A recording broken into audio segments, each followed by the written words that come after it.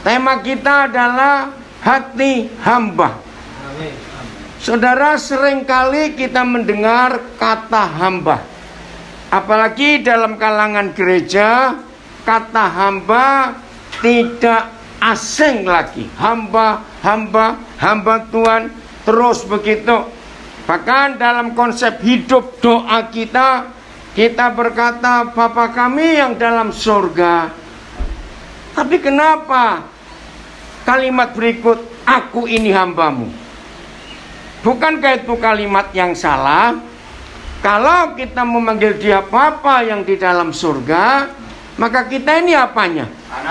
Anaknya, bukan hambanya. Nah, itu ada konsep yang salah. Maaf, saya harus ngomong. Banyak orang menyebut diri, aku hamba Tuhan. Banyak orang menyebut dirinya hamba. Tapi saya ingin katakan, ya, jangan ada yang tersinggung. Kalau ada yang tersinggung, ya itu orangnya gitu aja dah. Maaf. Banyak orang menyebut dirinya hamba, tapi kelakuannya bos. Ada tidak? Banyak. Woi, banyak lagi. Oh, sebentar, ini ada rombongan satu mobil lagi. Dari mana itu? Cecar. Dari Cecar. Berapa jauh dari sini? 3 jam. Lumayan. Ya, 3 jam. Oh, baru datang mereka. Saudara kita baik, ya, biar yang ngatur di luar. Nah, maka itu dari tadi saya minta untuk saudara yang di luar masuk, karena ada beberapa saudara yang baru datang. Baik. Nah, banyak orang menyebut dirinya hamba, tapi kelakuannya apa tadi? Bos. Ya, saudara, kalau hamba itu maunya dilayani atau melayani? Melayani. Ayo, kalau hamba itu maunya dilayani atau melayani? Melayani. Nah, tapi di dalam gereja Tuhan terjadi kekacauan. Kekacauan apa? Menyebut diri hamba, tapi kelakuannya seperti bos. Maka itu kita harus mengalami pertobatan, perubahan yang luar biasa. Saudara, tidak ada. Sudah, dia duduk aja, sudah. Langsung masuk, kamu ke dalam. Ya, udah, jangan bongkar-bongkar lagi supaya nggak buang waktu. Saya katakan, untuk belajar, untuk menyontoh, untuk meniru, untuk mengikuti, untuk meneladani hamba, maka tidak ada lain, kita harus meneladani siapa? Ayo jawab dong. Tuhan Yesus, nggak ada yang lain lagi. Nah, jelas sekali kalau kita melihat yang Tuhan Yesus ajarkan, yang Tuhan Yesus sampaikan kepada kita. Nah, ayo kita lihat ayat yang pertama. 1 Petrus 2 ayat 21. 1 Petrus 2 ayat yang ke-21. Ya, kita baca ayat ini. 1 Petrus 2 ayat yang ke-21. Udah dapat semua? Begini firman Tuhan. Sebab untuk itulah kamu dipanggil, karena Kristus pun telah menderita untuk kamu dan telah meninggalkan teladan bagimu. Ayo kita baca sama-sama kalimat terakhir. Ini model hamba. 1, 2, 3. Supaya kamu mengikuti jejaknya. Nah, mari kita ganti dengan orang pertama. Supaya saya, gitu ya. Ulangi semua. Yang ikuti di rumah juga baca. 1, 2, 3. Supaya saya mengikuti jejaknya. Nah, untuk kita betul-betul memiliki hati hamba, maka tidak ada contoh lain kecuali siapa? Tuhan Yesus. Tuhan Yesus yang kita harus ikuti. Nanti kita akan melihat ayat-ayat itu. Nah, saudara, mengapa Tuhan minta kita memiliki hati hamba? Karena setan itu sangat congkak dan sangat sombong. Betul atau tidak? Ya. Saudara, percayalah. Melawan setan itu nggak cukup hanya dengan doa puasa. Mengusir setan tidak cukup hanya dengan menengking dalam nama Yesus. Nggak cukup. Mengalahkan iblis tidak cukup hanya dengan minyak urapan, dengan ini, dengan itu, dengan musik. Tidak. Ternyata kita menemukan dalam Alkitab ada satu cara yang membuat iblis tidak akan bisa berkutik dan gak akan bisa buat apa-apa. Kalau setan tahu bahwa kita itu orang yang rendah hati. Serius. Oh ya, saya cek dulu yang di Facebook, yang Instagram. Coba saudara komen suara saya jelas atau tidak. Nanti Ecang akan membacanya. Saya ulangi lagi. Salah satu cara termudah untuk mengalahkan iblis ternyata cukup dengan rendah hati. Saudara, seringkali kita gagal dalam sikap hati kita terhadap Tuhan. Betul atau tidak? Seringkali kita gagal. Nah, kegagalan utama sikap ini, rendah hati itu. Mari dengan serius kita mulai melihat kebenaran ini. Saya lanjutkan lagi. Saudara, itu sebabnya iblis selalu menggelitik hati kita. Iblis selalu mempengaruhi hati kita untuk angkuh, untuk congkak, untuk sombong. Gampang atau tidak manusia dipengaruhi untuk sombong, untuk congkak? Gampang sekali. Nah, kenapa iblis begitu mudah mempengaruhi kita untuk congkak, untuk sombong? Karena iblis tahu. Kita baca ayat yang kedua, Yakobus pasal yang keempat. Yakobus pasal yang keempat, ayat yang Tuhan menentang orang yang congkak. Ayat yang kok hilang ayat? Ayat yang berapa? 6. Terima kasih. Ya, ayat yang ke-6. Oh, matiin aja. Bisa, udah ya. Yakobus 4 ayat 6. Jadi memiliki hati hamba itu dampaknya, pengaruhnya luar biasa, saudara. Ya, saya akan baca Yakobus 4 ayat 6. Tetapi kasih karunia yang dianugerahkannya kepada kita lebih besar daripada itu. Karena itu ia katakan, wih, ini ngeri sekali. Tuhan ngapain? Menentang orang yang congkak, tetapi mengasihani orang yang rendah hati. Saudara, tidak akan kita temukan di seluruh Alkitab yang memberitahu kita. Ibu, depan sini ada. Ya, dalam sana sebelah kanan sana ada. Tidak ada ayat lain dalam seluruh Alkitab yang memberitahu kita siapa yang ditentang oleh Tuhan. Adalah orang sombong, orang congkak. Saudara, bukan hanya nggak disukai Tuhan, tapi diapakan? Ditentang. Wih, ini nggak main-main. Beda nggak antara disukai dan ditentang? Enggak disukai dan ditentang. Beda tidak? Beda.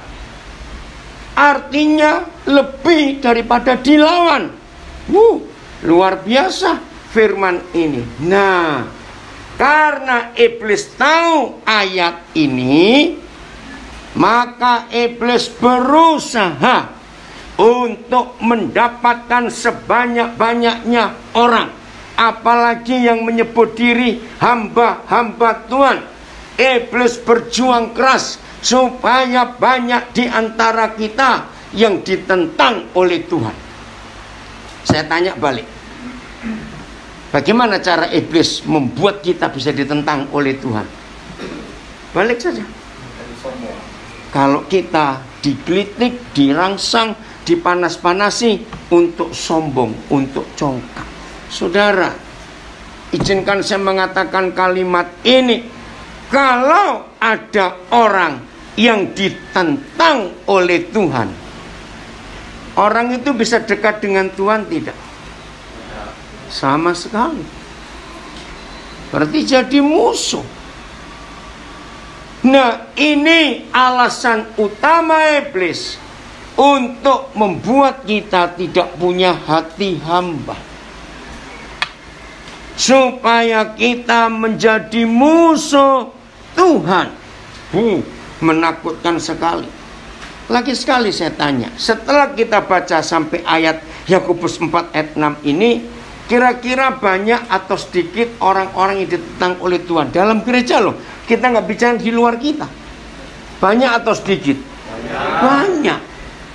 Karena manusia itu jauh lebih mudah untuk sombong daripada untuk rendah hati. Betul ya?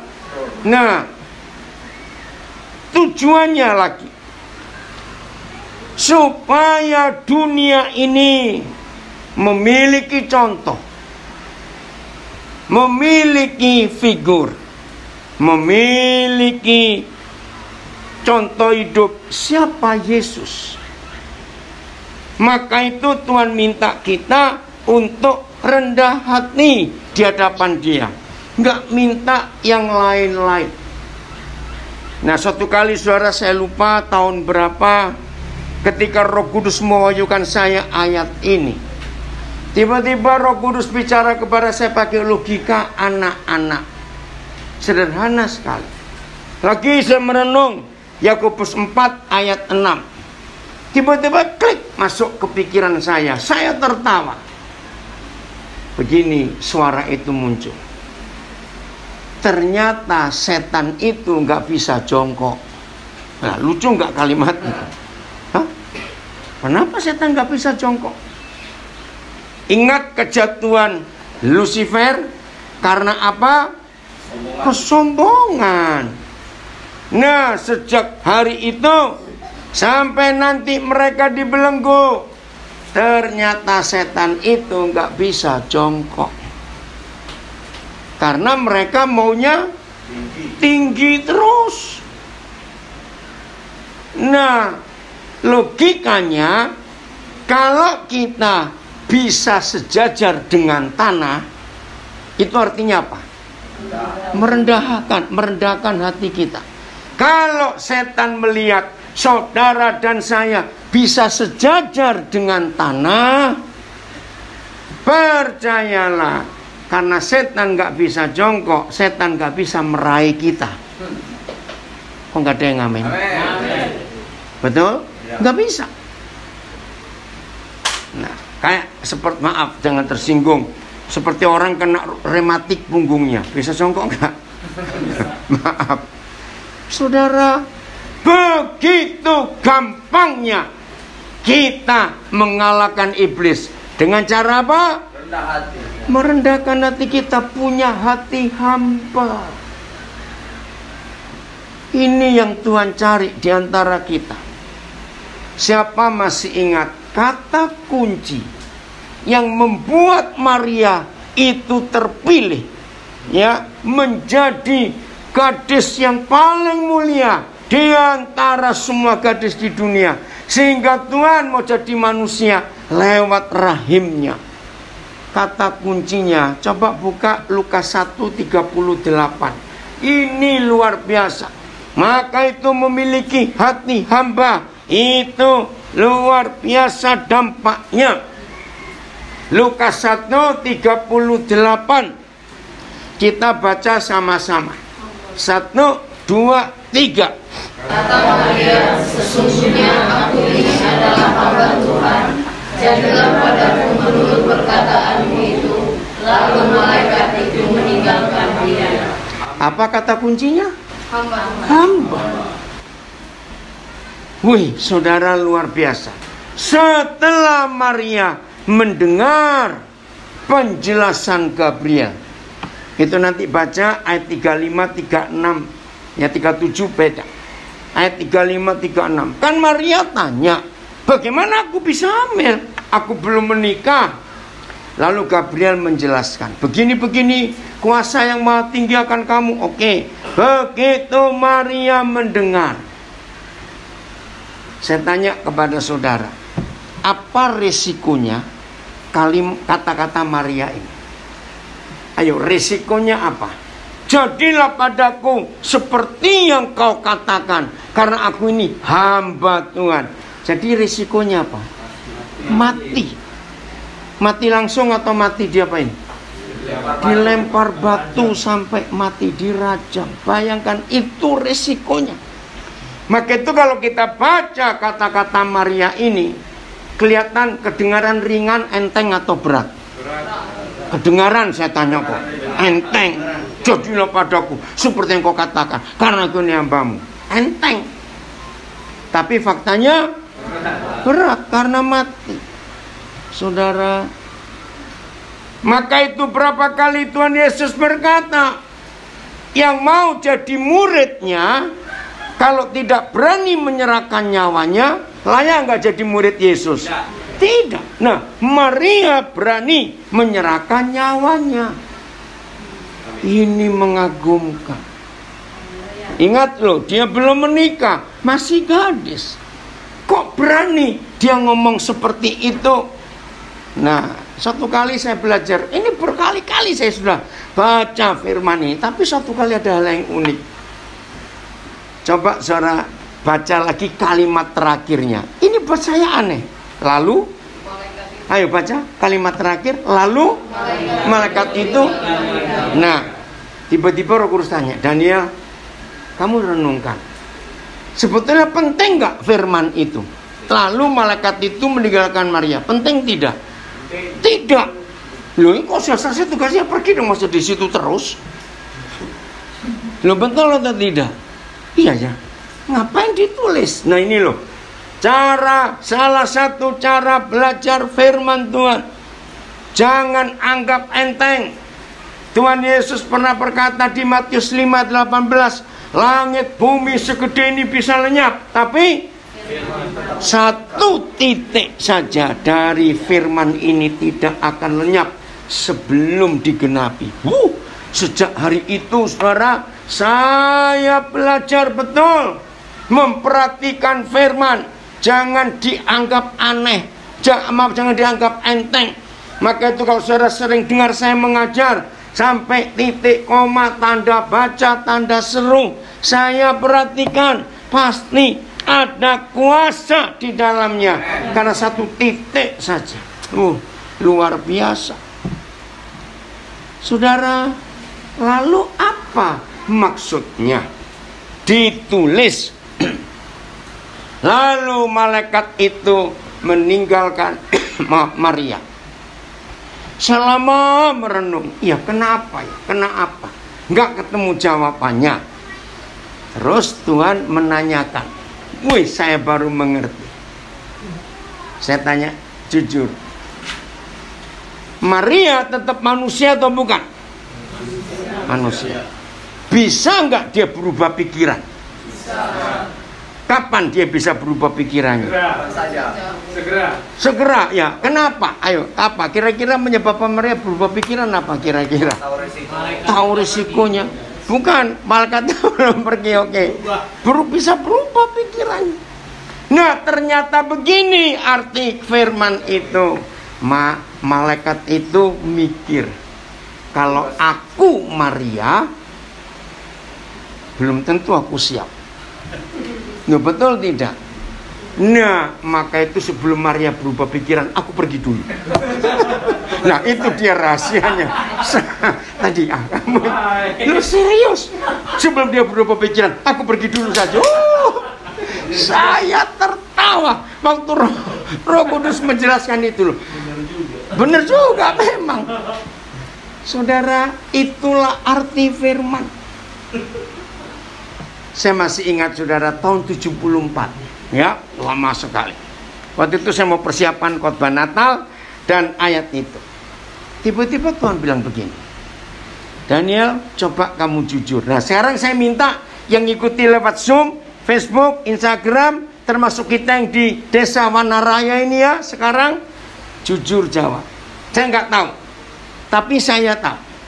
Daniel, kalau kamu Maria, aku tahu kamu itu taat. Kira-kira kamu minta syarat apa? Wih, saya baru mikir juga ya, syarat apa ya? Akhirnya saya ketemu 2 syarat. Saya taat, saya mau hamil sebelum nikah. Oke. Syarat pertama, tolong beritahu Yusuf dong, supaya saya nggak ditinggal. Maaf ya, saya pakai bahasa sehari-hari. Segoblok-gobloknya cowok goblok, kalau dia meluk enggak, cium enggak, terus pacarnya hamil, mikir enggak? Loh, ayo jawab, mikir tidak? Loh, betul toh? Ngerti enggak kalimat segoblok-gobloknya cowok goblok? Goblok beneran itu. Kenapa? Konslet di mana? Loh, tapi kan dia mikir, loh aku nggak ngapa-ngapain dia. Loh, ngerti nggak istilah ini saudara? Iya dong. Nah sekarang kalau Maria jelaskan, Sob, aku nggak begitu loh Sob, aku nggak tahu loh Sob, tiba-tiba malaikat datang loh Sob. Ayo, segoblok-gobloknya sama goblok percaya perkataan pacarnya? Ayo jawab cepet ah. Enggak. Saudara, maka itu syarat pertama saya gini, tolong Tuhan, saya siap hamil, tapi beritahu Yusuf dong, bahwa aku itu nggak ngapa-ngapain. Masuk akal nggak? Kenapa telepon lagi? Enggak. Oke. Yang kedua, ini syarat saya. Maka itu saya ingin saat ini saudara semua jadilah Maria dan ajukan syarat kepada Tuhan. Saudara punya hati hamba. Amen. Oh, jangan amin dulu, syaratnya dulu. Amin. Oke, dengerin. Syarat kedua saya gini. Tuhan, saya siap hamil. Hai. Saya siap hamil, Tuhan. Tapi boleh nggak perut saya nggak kelihatan besar? Loh, itu kan saya. Jangan 7 orang. Loh, ngerti nggak? Nah, maka itu coba masing-masing saudara jadi Maria. Kira-kira saudara ngajukan syarat apa? Wih saudara, Maria pakai syarat nggak? Tidak. Nah, itu hati hamba. Amen. Tidak punya syarat. Maka itu kalau saudara mau melakukan kehendak Tuhan, jangan berkata, ya Tuhan aku siap. Tapi harus pakai tapi lagi. Iya. Tahu arti kata tapi? Ada syarat. Maria tidak. Maka itu ditulis dengan jelas. Lalu Gabriel cepat pergi sebelum Maria berubah pikiran. Karena berat loh hamil sebelum nikah di zaman itu. Telepon lagi. Nah. Maka itu saudara penting memiliki hati hamba itu. Lanjut. 1 Korintus 11 ayat 1. Nah, ini tujuannya nanti.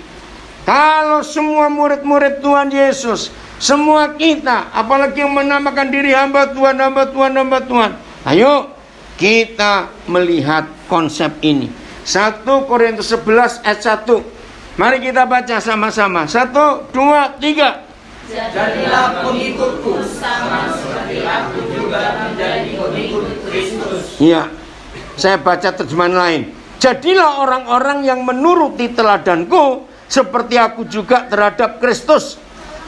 Terus, ikutilah teladan saya seperti saya pun mengikuti teladan Kristus. Semuanya sama. Nah, begini arti ayat ini.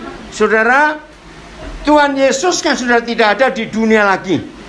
Baru nanti dia akan datang kembali. Nah, selama Tuhan Yesus tidak ada di dunia, banyak orang yang ingin tahu, banyak orang yang bertanya kepada kita, bisa nggak kamu jelaskan kepadaku? Bisa nggak kamu tunjukkan kepadaku? Kira-kira Yesus itu bagaimana? Yesus itu seperti apa? Aku nggak pernah tahu. Nah, setelah kita membaca 1 Korintus 11 ayat 1, begini jawab kita. Kalau ada orang yang menanyakan, ingin tahu wujud Yesus, bentuk Yesus, pribadi Yesus seperti apa, maka saudara dan saya harus berani berkata, oh, kamu ingin tahu Yesus? Lihat aku. Loh, ngerti nggak artinya? Nah, pertanyaan berikut, kapan? Ngerti kata kapan ini? Jangan bilang 10 tahun lagi, kelamaan.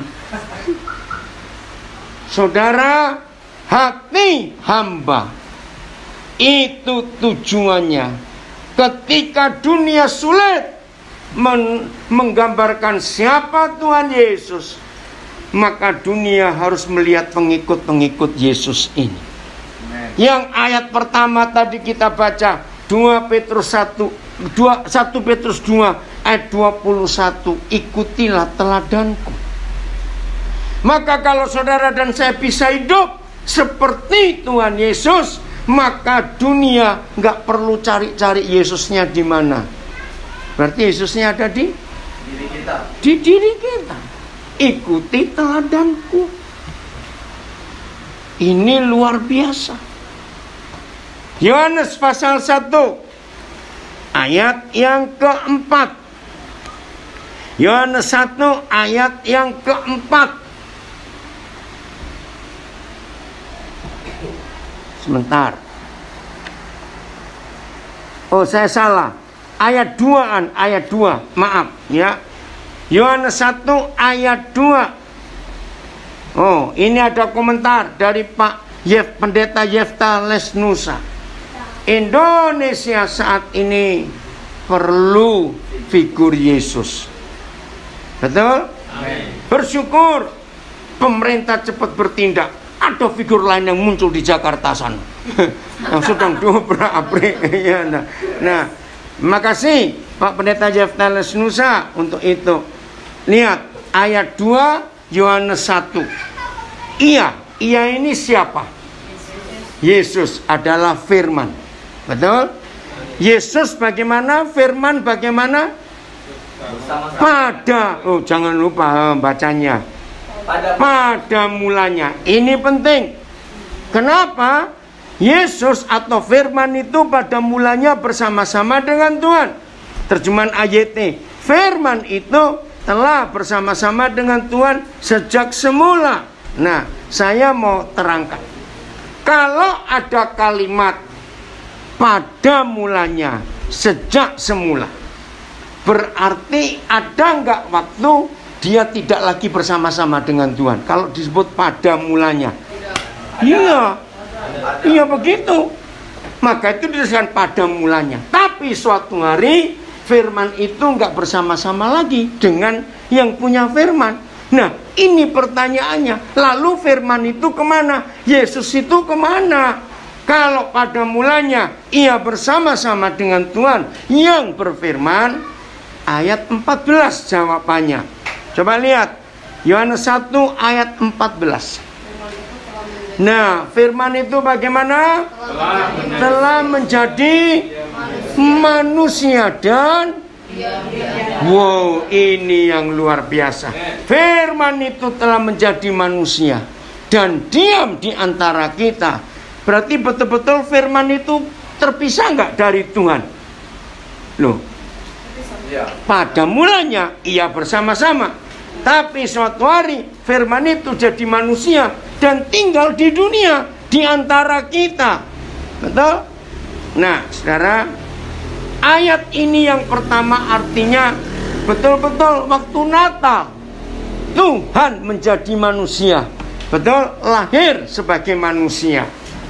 Tapi setelah dia naik ke surga, kembali bersama-sama dengan Tuhan. Pertanyaannya, kita tetap manusia atau bukan? Loh, saya tanya kok, kita tetap manusia atau bukan? Nah, berarti firman itu ada di mana? Di diri kita. Firman itu telah menjadi manusia. Firman itu diam di antara kita. Jadi firman bisa ke pasar enggak? Bisa. Firman ada di kereta api apa? Apa ini kalau dari Lubuk Linggau ke Palembang namanya? Kereta apa?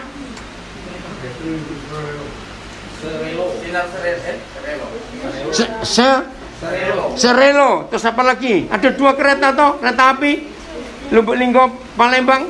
Apa satu lagi apa? Sindang. Sindang malam. Nah, bisa nggak firman itu ada di kereta api? Firman ada di terminal. Firman ada di pertokoan. Bisa. Firman naik angkot. Loh, saya tanya kok. Bisa. Siapa itu? Kita. Karena dia ingin menjadi seperti kita. Ini konsep hati hamba. Katakan amin. Yang menyontoh dan meniru hidup Tuhan Yesus. Wih, saudara, ini seru sekali. Firman itu diam di antara kita. Jadi di antara tetangga-tetangga kita yang belum percaya Tuhan Yesus, firman itu harus nyata. Nah, pribadi yang sama yang menulis Injil Yohanes, berapa waktu kemudian dia menulis di surat Yohanes.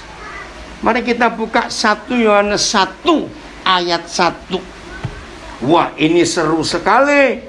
Maka itu mulai hari ini, mari semua kita, khususnya hamba-hamba Tuhan, apalagi saudara pelayanan di desa-desa yang mayoritas bukan kita tapi mereka. Oh, kebenaran ini harus jadi contoh yang jelas untuk mereka. Amin.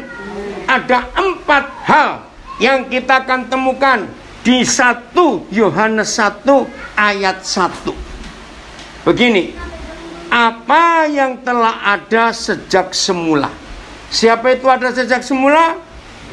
Yang firman, yaitu Yesus. Sejak kapan semulanya? Ingat, firman itu menciptakan segala sesuatu, tidak?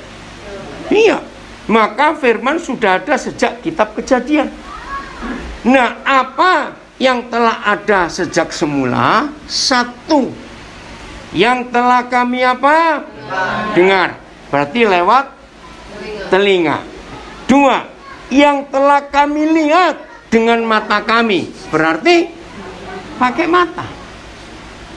Firman bisa didengar, itu wajar. Karena memang kita harus mendengar firman. Tapi saya mulai mikir hal yang kedua. Firman bisa dilihat dengan mata.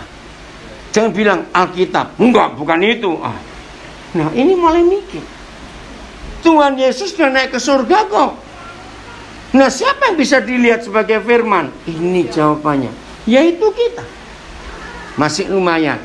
Yang ketiga, yang telah kami saksikan. Artinya yang telah kami buktikan. Ini mulai berat. Telah kami saksikan, ya, bukan cuma telah kami lihat. Saudara, inilah kerinduan Tuhan atas hidup kita sebagai hamba-hamba Tuhan, pelayan firman, pelayan manusia, pelayan jemaat, murid-murid Tuhan Yesus. Ternyata Tuhan ingin semua orang yang tahu kita dan kenal kita. Beda nggak tahu dengan kenal? Beda. Tetangga-tetangga tahu kita, belum tentu mereka kenal kita. Nah, orang-orang yang ada di sekitar kita, yang tahu kita, yang kenal kita, maka mereka harus mengalami 4 hal ini. 1, mereka bisa mendengar firman lewat kita. 2, mereka bisa melihat firman dalam hidup kita. Yang ketiga, mereka bisa membuktikan firman itu memang ada lewat. Loh, ayo, lewat siapa? Kita. Yang keempat ini saya syok. Dan yang baca? Dan yang telah kami stop. Iya. Wih, saya kaget. Hah? Saudara perhatikan. Yang telah kami raba dengan tangan kami. Tentang siapa? Firman. Ayo baca lengkap. Firman yang hidup. Nah, jangan lupa firman yang hidup. Nggak asal firman. Setiap ibadah ada firman. Tapi firman yang hidup itu beda. Betul nggak saya katakan itu? Maka itu 100%. Tolong sampaikan ke teman-teman kita, hamba-hamba Tuhan. Maaf, ada atau tidak hamba-hamba Tuhan mengeluh tentang kelakuan anaknya? Ada atau tidak? Banyak. Tidak sedikit anak hamba Tuhan memalukan papanya. Saudara, saya menyelidiki, ternyata penyebab terbesar, papa-papa, mama-mama pendeta, dengar, saya mewakili anak-anak hamba Tuhan yang kecewa dengan papa mamanya sendiri. Saya mewakili mereka. Ternyata penyebab terbesar anak-anak kita kecewa dengan kita itu karena kita khotbah tapi di rumah tidak kita lakukan. Anak-anak kecewa. Betul atau tidak konsep ini? Maka itu orang yang serumah dengan kita, termasuk anak-anak kita, harus bisa lebih dulu mengalami 4 hal ini. Yang serumah dengan kita harus bisa mendengar firman. Yang kedua, bisa melihat firman. Yang ketiga, bisa membuktikan firman itu. Nah, yang keempat ini, mereka bisa meraba firman dengan tangan mereka, yaitu firman hidup. Wih saudara, waktu pertama kali Roh Kudus mewahyukan ini, langsung saya lemes. Lemesnya kenapa? Wih, kalau ini bisa terjadi, dunia nggak perlu khotbah, nggak perlu ibadah gereja, akan percaya Yesus. Karena dunia melihat Yesus ada di mana-mana lewat anak-anaknya. Amin. Ini loh yang Tuhan cari. Luar biasa. Lihat kalimat terakhir. Apa bunyinya? Ayo kalimat. Nah, itu yang kami tuliskan kepadamu. Firman itu, maaf, ada pepatah dalam bahasa Jawa. Ojo koyo gajah dibelangkoni, bahasa Jawa. Gajah tahu ya? Belangkon. Pak Gembala suka pakai belangkon. Itu artinya iso khotbah ora iso nglakoni. Artinya bisa khotbah tapi nggak bisa menjalani. Itu istilah Jawa. Ojo koyo gajah dibelangkoni. Nah, saudara, dunia membutuhkan ini. Maka itu saya katakan lagi. Berarti buat dunia jauh lebih perlu kebaktian ibadah minggu, atau jauh lebih penting Yesus yang hidup di antara mereka. Nah, itu yang mereka cari. Lewat siapa Yesus hidup di antara mereka? Kita. Oh, ini nggak main-main dalam hidup ini, saudara. Maka itu tema kita hari ini, memiliki hati hamba. Itu artinya memiliki hati Yesus. Nggak apa-apa ibu, biarin anak-anak rame. Dulu kita juga begitu, cuma lupa. Loh, betul tidak? Ayo ngaku, dulu kayak gitu nggak kita waktu masih kecil? Ya sudah, cuma lupa gitu aja. Jadi kalau sekarang mereka ribut, nggak usah marah. Dulu kita juga begitu kok ah. Oke, saya lanjutnya. Nah, bagaimana kehambaan Tuhan Yesus itu? Ngerti ya kalimat ini? Bagaimana bentuk kehambaan Tuhan Yesus? Mari kita baca Filipi 2. Mulai ayat yang ke-6. Filipi 2, 6 sampai 8. Ya, satu terjemahan aja. Ya.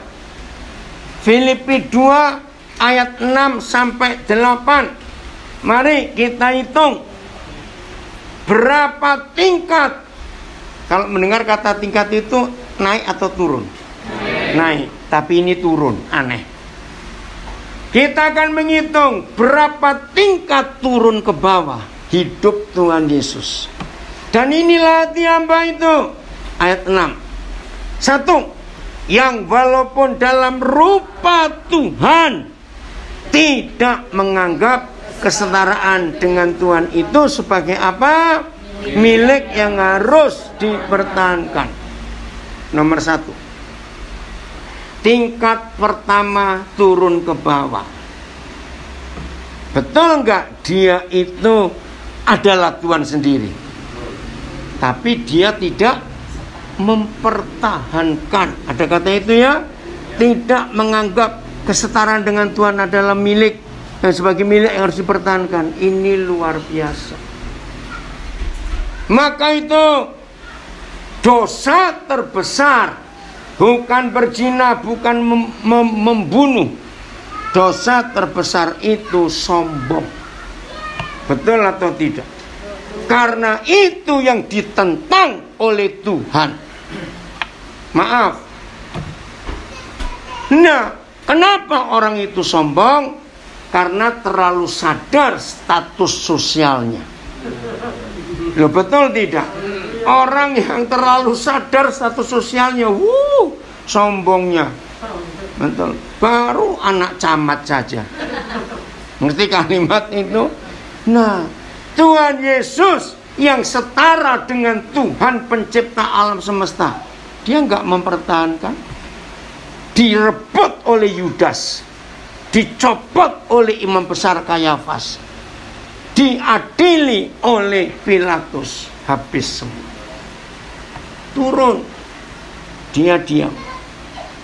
Maka itu masih ingat gak bahwa kita sering doa, ku mau sepertimu Yesus, betul? Ya. Pret. Kenapa pret? Ketika doa itu dijawab, kita berontak. Ya atau tidak? Kapan berontaknya? Bayangkan ini hamba Tuhan lagi jalan, nggak tahu kita pakai pakaian apa. Ternyata dipanggil, Pak parkir, Pak parkir. Ngerti nggak ilustrasi itu? Wah, hamba Tuhan ini, hei, cuma parkir. Aku ini pendeta.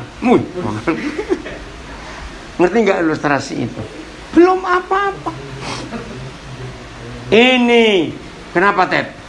Lu nggak apa-apa, kenapa Dio? Saya jadi tukang parkirnya, saya bilang bodo amat. Ya, ini hal kecil. Maaf ya, saya punya contoh supaya saudara jangan bodoh lagi. Saya tanya begini. Kalau ada orang ya toto lewat di depan seseorang, nggak usah bilang kita. Toto orang itu ngomong, anjing kamu. Biasanya reaksinya apa? Nah, itu salah. Kalau ada orang lewat di depan kita bilang anjing kamu, langsung tanya, yang mana? Loh, betul tidak? Kita nggak merasa anjing. Nah, kalau saudara tersinggung, oh memang anjing. Maaf, loh betul tidak? Betapa bodohnya kita ini. Iya, maka itu marah. Oh, bukan anjing, dikata anjing kok marah. Betul, ngerti contoh ini? Hal-hal kecil dalam hidup kita. Oh, sakitnya. Loh, nggak usah sakit, bukan anjing kok ah. Loh, hah? Loh, banyak nggak yang salah konsep ini? Ya, banyak nggak yang salah? Banyak, bukan anjing kok marah. Itu loh. Kita sudah doa, aku mau sepertimu Yesus. Dia dijawab, berontak. Nah, maka itu perhatikan. Ini tingkat pertama turun. Ayat berikut. Ayo, ayat berikut ya. Ayat 7. Melainkan telah. Nah, turun tingkat kedua. Apa kata lain mengosongkan dirinya? Tidak ada isi. Iya, nggak ada isi. Apalagi menghampakan dirinya. Jadi nggak berarti sama sekali. Tidak ada nilai. Wih saudara, nggak apa-apa biarin. Nanti kan diam sendiri anak nangis, nggak apa-apa. Saudara, ini loh yang Yesus alami, mengosongkan dirinya. Maka itu kalau ada di antara kita orang gak kenal kita, lalu mereka cuek, kita gak dihargai, jangan pusing. Betul? Tuhan Yesus sudah mengalami semuanya itu. Ayo kita nolkan diri kita. Ya, dalam ilmu matematika, 0 makin banyak itu ternyata luar biasa. Kalau ada angka 1 di depannya. Siapa yang 1 itu? Tuhan Yesus. Maka itu, ayo hitung nolmu berapa? Baru 1, ya cuma 10. Kalau nolnya 16, itu berapa? Kalau miliar itu berapa nolnya? Oh, 9, berarti triliun dong ya. Oh, bayang. Miliar itu 9 ya. Oh, maka itu 0 makin banyak tidak apa-apa. Karena di depan kita tetap ada yang 1 itu. Siap dinolkan? Nah, Mas nggak mau nol lagi. Nggak apa-apa. Orang nggak nganggap nggak apa-apa. Kosongkan diri kita, tidak apa-apa. Amin. Terserah. Turun lagi, ya, dan mengambil rupa seorang hamba. Turun lagi, hamba. Ini tingkat yang ketiga. Padahal dia siapa? Tuhan. Tuhan. Jadi turun tingkat 3 ke bawah, dia mengambil rupa seorang hamba. Terjemahan yang betul, budak, bukan hamba. Hamba masih punya hak digaji. Kalau budak sama sekali. Itu Tuhan Yesus. Maka itu maaf, hamba-hamba Tuhan yang menyebut diri hamba, jangan mikir kalau pelayanan persembahanmu yang dipikirin. Awas itu ya. Budak itu nggak punya hak terima gaji, nggak punya hak terima apa-apa. Turun tingkat 3. Tingkat 4. Dan menjadi sama dengan manusia. Wah, hancur, makin habis.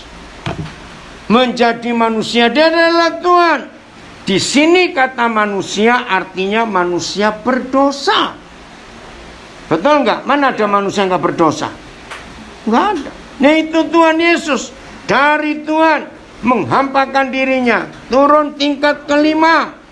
Dan dalam keadaan sebagai manusia, ia telah, ayo baca ayat 8. Dia telah merendahkan dirinya. Habis lagi. Tingkat yang ke-6.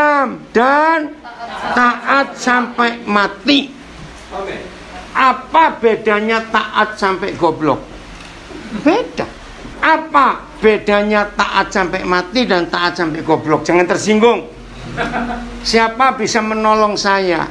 Peristiwa apa ada orang taat sampai goblok? Ayo. Masa sih nggak ingat pacaran? Ah gitu. Lo betul nggak? Orang sedang jatuh cinta disuruh apa aja oleh pacarnya nurut nggak? Nah itu goblok. Taat sampai goblok. Jangan. Kita harus taat sampai mati. Karena menuruti perintah Tuhan. Yang ke-7, turun bahkan, ayo bahkan, saudara tahu nggak bedanya mati sakit, mati dibunuh, dan mati di kayu salib? Tahu nggak bedanya? Apa itu mati di kayu salib? Bukan cuma terhina, nggak cuma tersiksa, terhina. Wih, sadis sekali.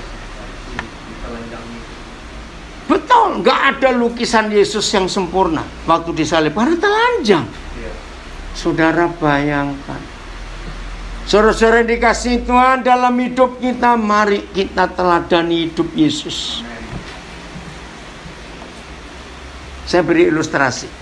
Kayak tadi saya katakan, dosa sombong itu yang paling dibenci karena ditentang Tuhan. Beda dengan dosa-dosa yang lain. Nah, dosa sombong itu bentuk yang paling sederhana. Tersinggung. Betul tidak? Orang yang nggak sombong bisa tersinggung tidak? Tidak. Loh, saya jawab. Orang yang tidak sombong bisa tersinggung tidak? Tidak. Mau dikatai apa saja. Nah, ternyata hanya ada 2 orang di dunia yang nggak bisa tersinggung. Mau dikatai apa saja. Sebutkan siapa itu 2 orang itu? Orang gila. Nah, ya itu yang betul. Yang betul orang budek dan orang mati. Itu nggak bisa tersinggung. Orang gila masih bisa marah kadang-kadang. Iya toh? Oke. Nah, orang budek dan orang mati yang nggak bisa tersinggung. Saudara, ujian yang paling gampang untuk menunjukkan kita sudah mengosongkan diri, sudah rendah hati, sudah taat sampai mati, sudah semua Yesus alami. Ujian yang paling gampang yaitu disinggung tapi nggak tersinggung, dikata-katai tapi tidak dirasakan, tetap memberkati, dituduh, difitnah asal tidak melakukan. Karena dituduh fitnah itu kan tidak melakukan. Kalau melakukan itu bukan dituduh, bukan difitnah, diingatkan kamu melakukan itu. Beda loh ya. Nah, begini. Mengapa dosa tersinggung? Itu neneknya dosa. Tahu kata neneknya? Akarnya dosa itu tersinggung. Lihat anak-anak laki. Tadi saya lihat ada banyak anak-anak. Hei anak-anak yang di luar dengar ya. Yang remaja, yang pemuda. Saudara, ternyata sederhana untuk mempengaruhi anak laki-laki itu merokok dan kena narkoba. Cuma disinggung. Banci lu kalau nggak berani ngerokok, betul nggak? Banci kamu nggak berani nyoba ini. Loh. Akhirnya dia bagaimana? Tersinggung. Wih, lu kira gua nggak berani? Nah itu dia. Maka itu siapa neneknya dosa? Nah, jujur ya. Ayo pulang selesai ibadah ini saling nyinggung, berubah nggak?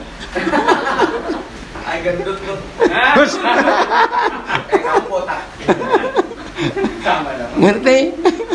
Oke, nah ini ilustrasi. Suatu hari, oke, baca dulu Kolose 3 ayat 3. Ya, kalimat pertama. Kolose 3 ini loh supaya kita nggak tersinggung. Kolose 3 ayat 3. Ayo cepat karena waktu. 1, 2, 3. Sebab, nah stop dulu, stop. Kata kamu ganti nama kita. 1, 2, 3. Sebab Daniel Alexander tuh sudah mati. Ayo, lu kok nggak ada yang jawab? Apa lupa namanya? Ayo, ulang. 1, 2, 3. Sebab Daniel Alexander telah mati. Titik. Udah, itu dulu kalimat pertama. Wah, panjang-panjang. Gampang. Nah, begini ilustrasinya. Suatu hari ada di antara kita yang mau ngelayat ke rumah duka. Ya. Nah, kebetulan ada teman yang lagi jalan bareng. Nah, teman ini nggak kenal siapa yang meninggal. Tapi karena dia ikut saudara, ya mau nggak mau ikut juga, bukan? Nah, kebetulan peti belum ditutup. Wajar toh kalau ke rumah duka kita melihat dulu, betul? Ke jenazah. Nah, teman ini ikut. Ingat tuh, nggak kenal. Maaf. Nah, kebetulan yang meninggal ini orangnya jelek sekali memang. Jangan tertawa dulu, dengerin. Nah, karena teman kita ini nggak tahu, begitu dia dekat peti mati, kita sudah tahu, tiba-tiba refleks, waduh ini orang jelek sekali. Terus dalam peti nempeleng orang itu. Teman kita ditempeleng oleh yang di dalam peti. Berarti sudah mati atau belum? Loh, jawab, sudah mati atau belum? Kau tahu? Masih bisa tersinggung gitu loh. Nah, ini jangan dikubur, bahaya. Ngerti ilustrasi ini? Nah, itu caranya ngetes. Sudah mati atau belum? Saudara, maka itu neneknya dosa itu apa? Nah, jangan tersinggung. Amin. Jadi kalau ada orang lewat depan kita bilang anjing, kita bilang apa? Nah, mana dia begitu? Oke. Nah, inilah hidup Tuhan Yesus yang kita harus teladani. Oh, saudara, Kalau ini terjadi, maka orang-orang di sekitar kita bisa menyentuh, menjamah firman dengan tangan mereka. Kalimat terakhir ayat 9 Filipi pasal 2. Terima kasih Papa. Ya, terima kasih. Ini sungguh-sungguh luar biasa. Filipi 2 ayat 9 kalimat pertama. Baca 1, 2, 3. Itulah sebabnya Allah sangat meninggikan dia. Nah, terus dan memuliakan kepadanya nama di atas segala nama. haleluya. Itulah sebabnya Tuhan ngapain? Sangat meninggikan dia. Ini loh hasil dari hati hamba. Waktunya akan tiba, Tuhan mempermuliakan kita semua. Jangan amin dulu, hamba dulu. Amin, amin, enak aja. Belum jadi hamba. Turun berapa tingkat? 7. Bukan naik 7 tingkat, bukan. Turun. Itulah hidup Tuhan Yesus. Maka mulai hari ini, kalau saudara dan saya mau memiliki hati hamba, setan tidak bisa jongkok. Jangan lupa setan nggak bisa jongkok. Jadi kalau kita betul-betul rendah, setan nggak dapat, nggak kena dia, karena nggak bisa jongkok. Keren sekali. Turun 7 lagi. Kenapa? Nah ya, suara rendah turun 7 lagi ke bawah. Luar biasa. Itulah hidup Tuhan Yesus. Maka dunia akan jadi surga. Amin. Karena kita semua punya hati hamba. Dahsyat betul. Inilah firman Tuhan buat kita semuanya. Ayo semua kita melakukannya dalam nama Yesus. Haleluya.